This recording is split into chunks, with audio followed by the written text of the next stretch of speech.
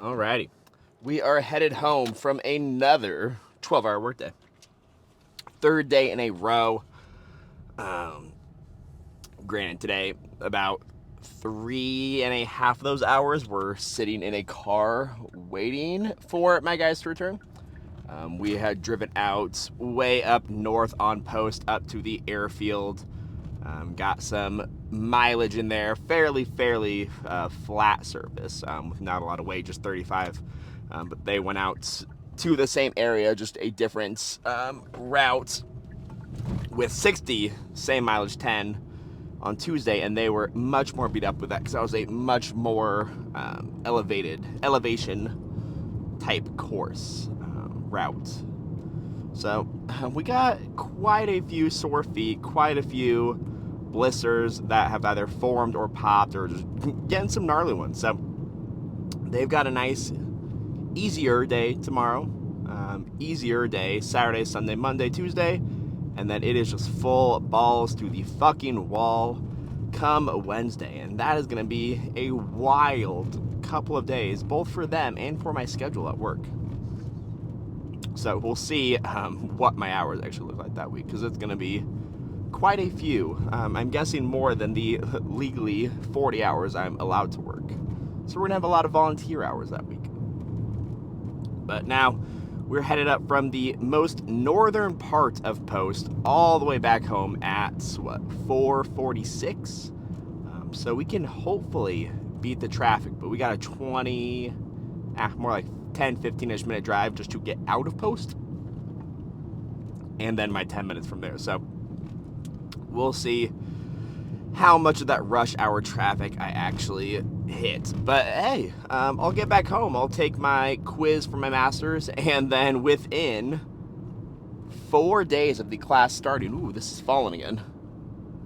Within 4 days of the class starting, I will already be halfway done with the quizzes and the lectures and modules. And then from there, finish out that probably throughout the next week. And then it is just the group project from there, and that's just 3 more things. So I'm mostly done with my class right when it has already started. So that is fun. That is enjoyable. Then already started planning out Nationals week. Nikki will be there shooting for Power and Grace. I will be there for somewhere between 5 and 9 days is what it's sounding like. Someone who will be possibly going on the very first day, which is really fucking unfortunate. But we'll see if she ends up doing it. She's a brand new athlete. Otherwise, my junior will be going probably that Tuesday or Wednesday. So driving up, hanging out. Either way, we're hanging out in Pittsburgh for a while. It's looking like Nikki will probably have to get a one-way ticket up there and then drive back with me as I drive up by myself. So that'll be an interesting little week in June that we have there. 2 weeks after. Yeah, no, that'll be like a week and a half after we return from our honeymoon. So we're going to have a very busy June. Not in the house a lot for June, which means we have 2 Rovers we're going to have to pay for back to back, which, ooh, it's a $250 bill right there. So that hurts just a little bit here. But you guys are not here. You 5 people are not here to hear about my life. You are here to hear about my words of wisdom. And my words of wisdom today are to do your damn cardio. Specifically and especially for Olympic weightlifters. I do not know really any Olympic lifters besides my own athletes, granted that is if they even do it, who do cardio. And that is a shame. That is really just the culture of lifting as a whole. I feel like that has changed in recent years since like Zone 2 became a big old fucking fad. Really like last summer, the summer prior. It's been less than 2 years since Zone 2 became a fad, and that's just keeping your heart rate in that blue zone, Zone 2 on Garmin, or on Polar, same color, I'm pretty sure.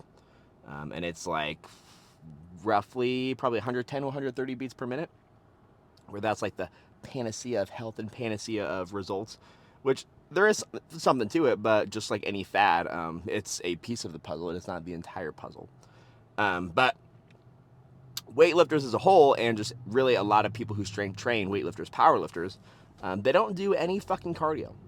And that becomes an issue for a couple reasons. One, it is a weight class sport. So if you are one of the lighter weight classes, chances are you will have to cut weight. So cardio is going to be a very good tool for helping you cut weight, especially if you can do it at a low intensity for a prolonged duration.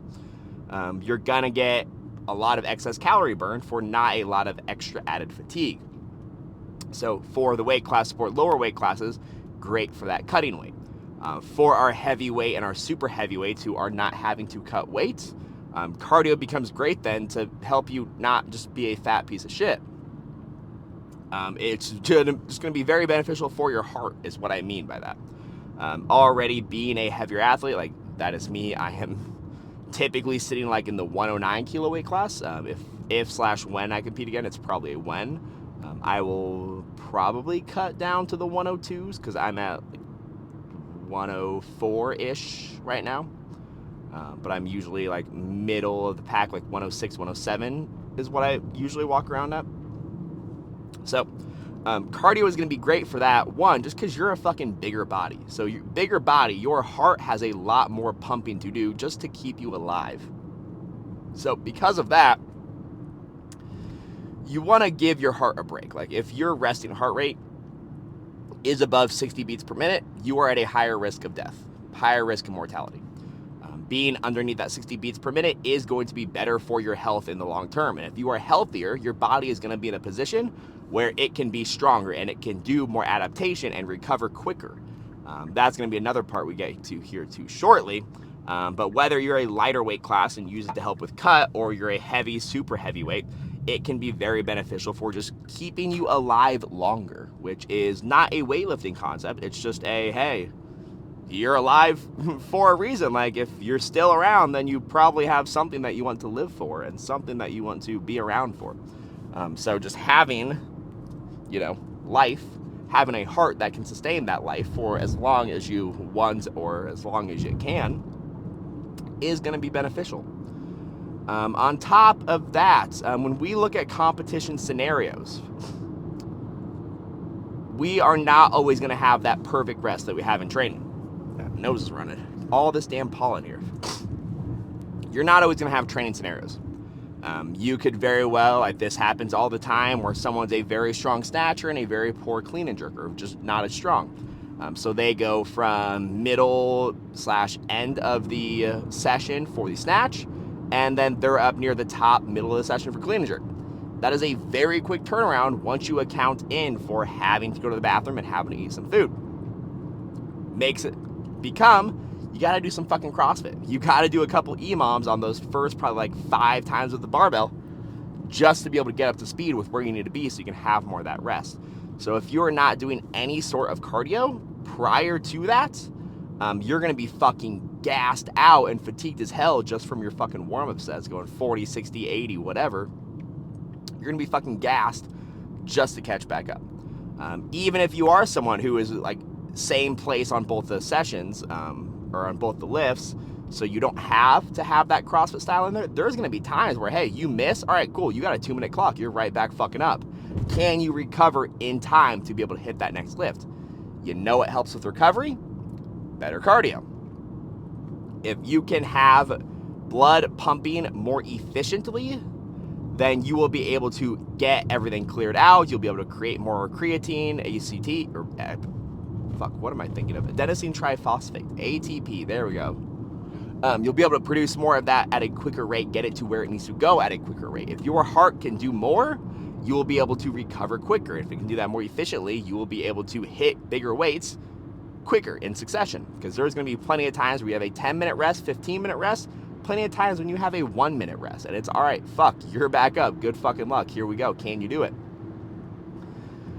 So cardio is going to be beneficial, 1, for your heart health, just being alive, 2, for your ability to just maintain health or help you cut weight depending on your weight class, and then 3, to help out with the actual competition scenario. One thing we've done before, this isn't like cardio, but is cardio adjacent, not really cardio, but putting that into practice where we have our heavy days leading into the competition cycle, where your rest time is dictated by a random number generator between 1 and 10. So you are practicing that exact competition scenario where you're building up. You may have 1 minute rest in between. You may have 9 minutes rest in between, depending on how the scoreboard plays out. So that is something I've tried before. I like the idea in principle. It did not work out well, admittedly, simply because that's a long ass fucking session. If we're having a couple 8 to 10 minutes popping up there, couple 8 to 10 minutes popping up there, that becomes like a 2-3 hour session. Most people who have lives, that is not feasible. So I like, oh, puppy. We got a loose puppy over there. That's sad. I always like to stop and save puppies, but we're on the middle of the interstate. I can't do much for you, buddy. Oh, that's sad. I might actually turn around now. But yeah, so do it for your heart. Do it for your ability to either cut or be healthy at heavier weight classes. And then do it because there are going to be plenty of times in competition where you need it. Besides that, even just like your training, if you are someone who is constantly sore, or you are just absolutely dead after like your first couple exercises, if your heart can pump better, if it can pump blood more efficiently at a faster rate, you will be able to recover quicker. All the byproducts of energy usage will be able to clear quicker. You will be able to do more work in the same amount of time. You will be able to get stronger, get faster, get more jacked, all of those things just by simply doing some cardio. How do I do it? So I add that in through our plyometrics / movement prep section. So we usually do a tri or a quad set. So A1 is 3 minutes cardio of choice at like a 110 to 140 beats per minute. It should be easy. It should not gas you. A2 is some sort of movement. A3 is some sort of plyo. A4 is going to be person dependent if they need a third one. But 3 rounds of that. So you're doing 9 minutes total of cardio. It's really not a lot. Stretch that out over 4 to 5 sessions. You're doing 45-ish minutes of cardio a week. For a weightlifter who's doing none, that's probably going to be plenty. Another easy way to add it in is just at the end of your session, end of a short session, or go in on an extra day, just do 30 minutes, nice and easy, conversational pace on the bike.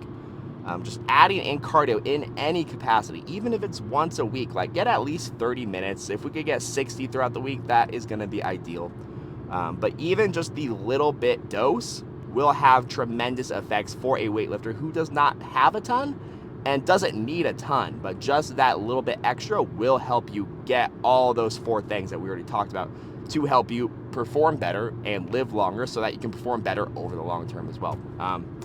Still a while away from home, but that was 13 minutes. So that basically clears that up.